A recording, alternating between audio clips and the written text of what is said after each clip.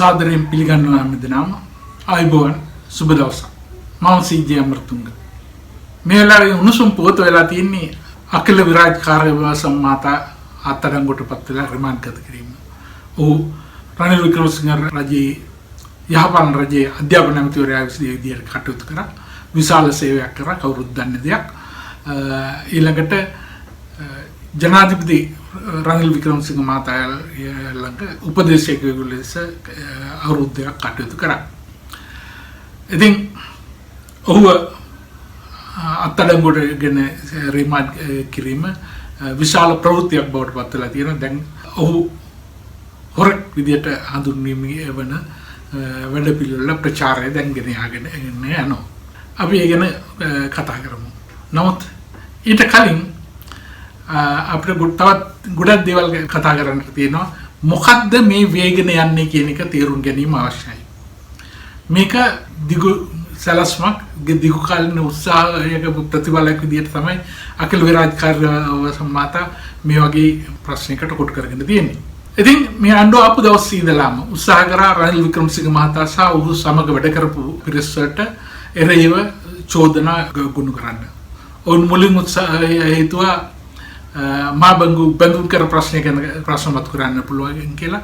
නමුත් සොයාගෙන බැලුවාම අන්තිමට තේරුම් ගිහලා තියෙනවා එතන කිසිම වංචාවක් වෙලත් නැහැ, රජයට පාඩුවක් වෙලත් නැහැ. ඒක තවදුරටත් ගෙන යන්න බෑ කියන එක ආණ්ඩුවට තේරුම් ගිහලා තියෙනවා. නමුත් ඔවුන් උත්සාහය ඇතැරියේ නැහැ. ඔවුන් දිගටම අපි දන්නා තොරතුරු තියෙනවා රනිල් වික්‍රමසිංහ මහතා සමග වැඩ කරපු බොහෝ දෙනාත් සම්බන්ධයෙන් දිගින් දිගට විශාල පරීක්ෂණ ගණනාවක් කරගෙන ගියා. අමතක කරන්න එපා, දැන් අවුරුද්දකට කලින් තමයි රනිල් වික්‍රමසිංහ මහතාව අරගෙන රිමාන්ඩ් කරේ. ගිය අවුරුද්දේ අගෝස්තු 20 වෙනිදා. ඔහු මුලින් චෝදනා එල්ල කරපු ආකාරය පිළිබඳව අමතක කරන්නට එපා.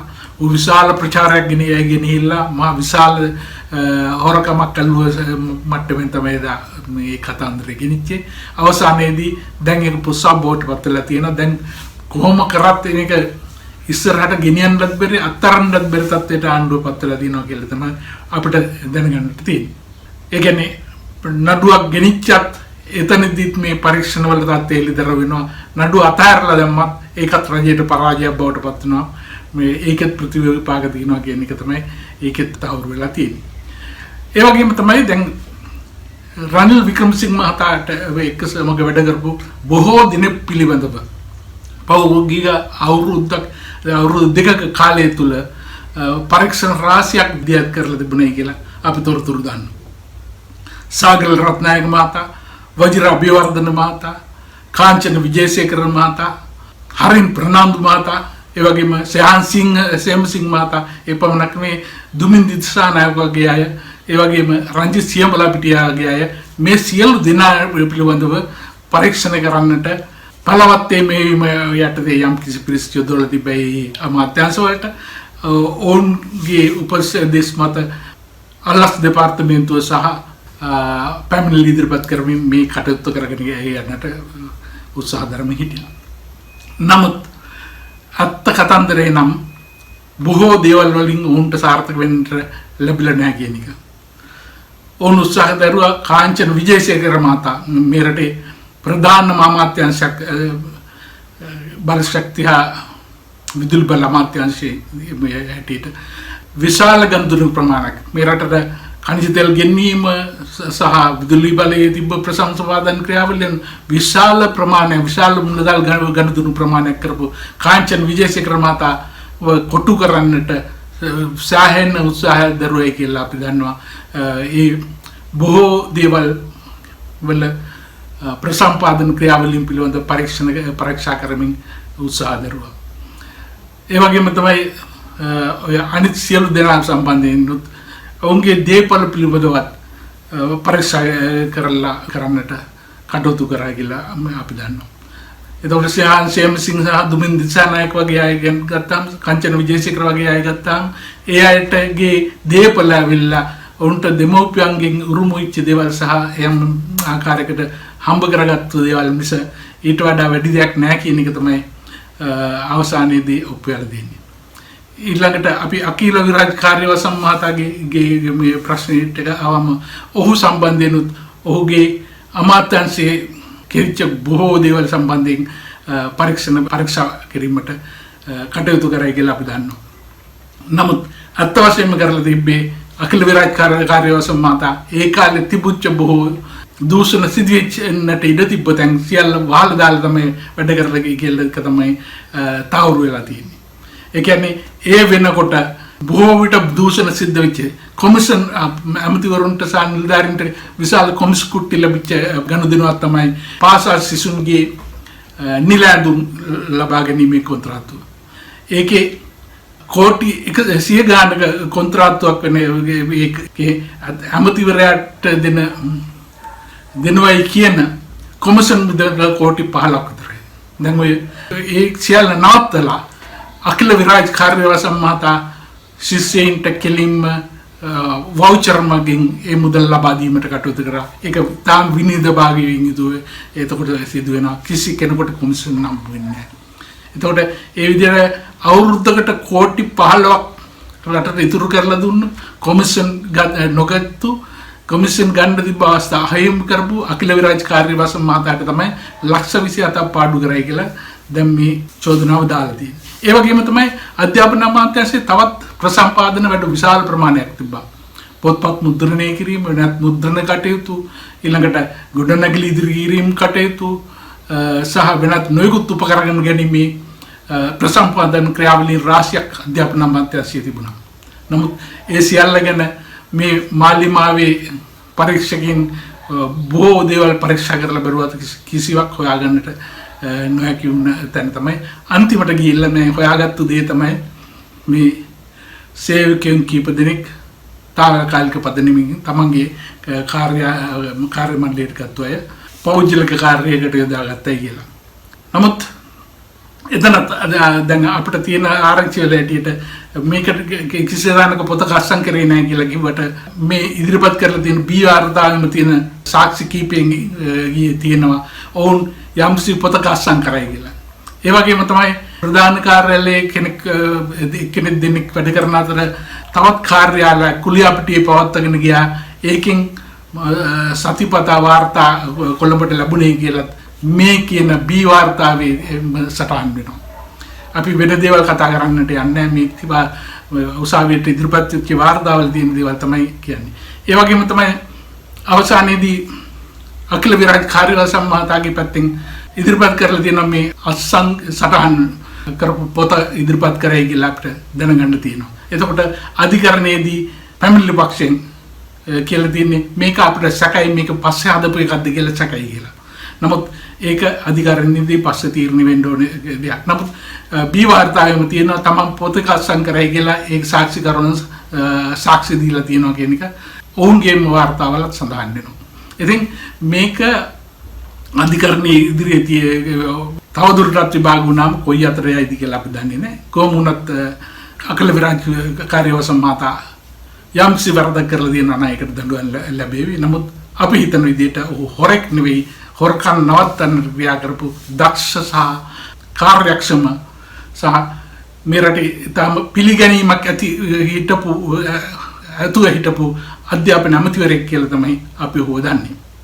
ඉතින් මේ වගේ දේවල් තවත් ඉස්සරහට අපිට දකින්නට ලැබෙයි කියලා අපි හිතනවා. මොකද මේ කරපු පරීක්ෂණ බොහොමයක් සාර්ථක වෙලා නැති වුණත් ඔවුන් ඒවා අත්හැරලා දාලා නැහැ. උදාහරණයක් වශයෙන් වජිරාභිවර්ධන මාට හිටපු ඇමතිවරයාට විරුද්ධව විශාල පරීක්ෂණයක් කරගෙන ගිය බව අපි දන්නවා. ඒකේ එක ප්‍රධාන පරීක්ෂණයක් තමයි කොහොමද වජිරාභිවර්ධන කොල්ලුපිටියේ රජින පාරේ ඊටාම වටිනා නිවසක් මිලයට ගත්තේ කියලා ඒක පිළිබඳව විශාල පරීක්ෂණයක් කරගෙන ගියාසා කරගෙන යනවා කියලා අපි දන්නවා. නමුත් එක ප්‍රශ්නයක් තියෙන්නේ ඔහු ඒ නිවස මිලදී අරගෙන තියෙන්නේ ඔහු ඇමතිකම් කරන්නට කලින් විපක්ෂයේ මන්ත්‍රීවරයෙක් වශයෙන් සිටියේදී කියන එක තමයි දිනවකාණු අනුව තහවුරු වෙලා තියෙන්නේ. ඒ වගේම තමයි ඒ මහතාට ගේ පවුලෙන් ලැබිච්ච ගාල්ලේ කරාපිටියේ නගරයේ තිබුණු ඉඩමක් ලංකා බැංකුවට විකුණලා විශාල මුදලක් ලබාගත්තු බවත් තහවුරු වෙලා තියෙනවා. තවත් දේවල් අපි දන්නේ නැති දේවල් අපිට කියන්න බෑ. ඒක ඇතුළු තවත් දේවල් තියෙනවා. ඉතින් නමුත් මේ පරීක්ෂකයන් උත්සාහ කරලා තියෙන්නේ කොහොමද මුල ආවේ කියලා මුදල් ගැන හොයා බලන්නට වජිරාව බේවර්ධන මහතාගේ ගිනුම් පරීක්ෂා කරන්නට ගිහලා ලොකු අමාරුවක් වෙටුණා කියලා අපි දන්නවා. මොකද වජිරාව බේවර්ධන මහතා කියලා දෙනවා මට කිසිම බැංකුවක කිසිම බැංකු ගිණුමක් නැහැ. මට විතර නෙවෙයි මගේ ළමයින්ට බිරිඳටවත් නැහැ. මම බැංකුවත් එක්ක කටයුතු කරන්නේ නැහැ කියලා. මම දේශපාලඥයෙක් මට මුදල් ලබා ගන්න පුළුවන් ජනතාවගෙන් ව්‍යාපාරිකයෙක්ගෙන් මම ඒව අරගෙන වියදම් කරනවා මිස මම බැංකු කටයුතු කරන්නේ නැහැ කියලා දෙනවා. ඒ නිසා ඔහුගේ ආදායම් සෙවීමේ ප්‍රශ්නත් සෑහෙන දුරට සංකීර්ණ වෙලා තියෙනවා. නමුත් ඒක අතාරලා ආයිද කියන එක අපි දන්නේ නැහැ. නමුත් මේ විදිහට සියලුම දෙනාට විරුද්ධව ලොකු පරීක්ෂණ ගොඩක් කරලා තමයි මේ පොඩි කෑල්ලක් හොයාගෙන දෙන්නේ කියන එක ගැන අපි කොහොම හිතනවාද කියලා මට හිතා ගන්නට බෑ. නමුත් මට නම් හිතන්නේ මේක හොයාගන්න මෙච්චර මහන්සි වීම ගැන දුකක් හිතනවා කියන එක තමයි කියන්න තියෙන්නේ.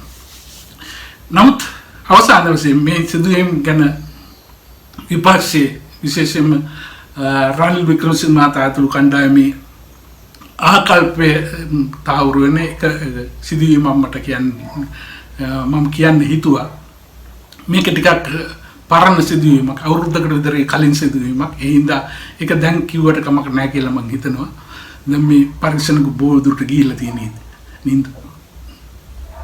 ඒක තමයි රනිල් වික්‍රමසිංහ මහතාගේ රජයේ වැඩ කරපු දකුණේ ඇමතිවරයෙකුට අමතුරු ගැන කරන පරීක්ෂණයක් පිළිබඳව මෙන්න මේ විදිහේ පරීක්ෂණයක් මට විරුද්ධ කරගෙන යනවා මෙහෙම සාක්ෂි එකතු කරගෙන යනවා කියලා ඒ ඇමතිවරයා එක්සත් ජාතික පක්ෂයේ ප්‍රබලයෙකුට කියලා උපදෙස් ගත්තාම ඔහු දුන්න උපදේශක් ගැන මම දන්නවා ඒක පැහැදිලිවම මට දැනගන්න ලැබිලා තියෙනවා. ඒක තමයි ඔහු කියලා දෙන්නේ අර ඇමතිවරයාට ප්‍රබල එක්සත් ජාතික පක්ෂයේ ප්‍රබලයා කියලා දෙන්නේ ඔයක නිවැරදි කරන්නට යන්න එපා. ඔය කරුණු කියලා ඕක නිවැරදි කරලා ඕක පිරිසුදු කරොත් මේ කට්ටිය ඊළඟට තව එකක් හොයාගෙන ඒ ගැන තවත් ප්‍රශ්නයක් ඇති කරනවා. ඒ නිසා ඔය කියන දේවල් මොකද දැන් මේ අවස්ථාවේදී කරන්න යන්න එපා. පුළුවන් තරම් ඒගොල්ලන්ට ඕක පස්සෙම දුවන්න ඉඩ දෙන්න කියලා. මේක තමයි ඔය එක්සත් ජාතික පක්ෂයේ ප්‍රබලයාගේ ඒ වෙලාවේ උපදේශය වෙන්නේ. මට හිතෙනවා අඛිල විරාජකාරී වහන්සේ මහතාගේ සිද්ධියේදීත් මේව කැලක් තියෙනවා කියලා තමයි අපේ ඉන්න තියෙන්නේ. ඔවුන් ගිහිල්ලා මතු පිටින් තිබ්බ දේවල් බලාගෙන අල්ලාගෙන දැන් අන්තිමට අර අසන් පත්‍රය ඉදිරිපත් වුණාම කියනවා මේක ගැන අපිට සැකයි මේක පස්සේ හදපු එකක්ද කියලා සැකයි කියලා. අමතක කරන්න එපා මේකම තමයි රනිල් වික්‍රමසිංහ මහතාගේ තරංගොට ගත්ත වෙලාවේ රිමාන්ඩ් කරන්න ගෙනිච්ච වෙලාවේ ඒ මහතා ඉදිරිපත් කරාම වොල්වර්හැම්ප්ටන් සරසවියෙන් ආරාධනා ලිපිය ඒක ගැනත් කිව්ව විදිහමයි මේක අපිට සැකයි මේක කොහෙවත් තිබ්බේ නැහැ මේක සැකකටයුතු ලිපියක් කියලා තමයි ඉදිරිපත් කරේ. නමුත් පසුව දැන් ඒක තහවුරු වෙලා තියෙනවා ඒක නිල ලිපියක් නිවැරදි ලිපියක් සහ සත්‍ය ලිපියක් කියලා. දැන් ඒකෙන් පස්සේ ඒ කතන්දර සම්පූර්ණ ආපහු හැරලා තියෙනවා. ඒ හින්දා අපි කිසි දෙයක් කියන්නේ නැහැ ඉස්සරහට වෙන දේවල් පිළිබඳව. නමුත් අපි විවෘත මනසකින් ඉමු. මේ කරගෙන යන පරීක්ෂණවල තියෙන දුර්වලතාව ගැන විතරයි මට කියන්න උවමනාව තිබ්බේ. ඒ වගේම තමයි ඉස්සරහට මේ වගේ තවත් දේවල් එන්නට පුළුවන්. ආණ්ඩුව කියලා තින්නේ එහෙමනේ. අපි හොරු අල්ලනවා කියලා. දැන් ඒක තමයි ඔවුන්ගේ එකම ගැලවිජ්ජාව බවට පත්වලා තියෙන්නේ. ඉතින් ඒ නිසා ඔවුන් මේ වගේ තවත් දේවල් ඉදිරි කාලේදී කරන්නට ඉඩ තියෙනවා. එතකොට తాවකාලිකව විශාල ප්‍රචාරණ තියෙන්නට ඉඩ තියෙනවා.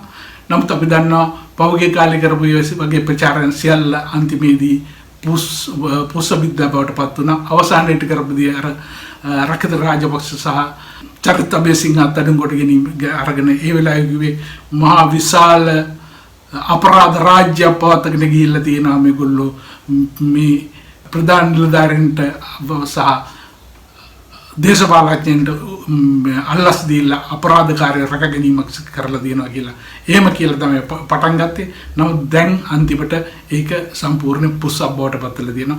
අපි කියන්නේ ඒක ඉතින් උන් වරදක් කරලා නැහැ කියලා. නමුත් අර කිව්ව අපරාධ රාජ්‍ය කතාව සම්පූර්ණ බිඳවැටලා තියෙනවා කියලා අපිට පේනවා. ඉතින් මේවා තමයි දිගට තියෙන අත්දැකීම්. රනිල්ගේ සිද්ධිය ඊට පස්සේ සියලුම සිද්ධීන් වලදී ලොකු හාහෝවක් යනවා. ලොකු ප්‍රචාරයක් කරනවා. පස්සේ ඒවා සම්පූර්ණයෙන් පුල් බවට පත් වෙනවා කියන එක තමයි අපිට පේන්න තියෙන්නේ. ඉතින් අපි බලාගෙන ඉමු මේකත් කොයි අතර යයිද කියලා. ඒ වගේම මේ පෙරහැරේ අපිට තවත් ජවනිකා බලා ගන්න පුළුවන්කම ලැබෙන්නට ඉඩ තියෙනවා කියලා අපි හිතනවා. තවත් මෙවැනි වීඩියෝ නැරඹීම සඳහා අපගේ channel එක subscribe කරලා තියාගන්න. bell icon එකත් click කරලා තියාගන්න. ඔබේ අදහස් සටහන් කරන්න. like එකක් දාන්න.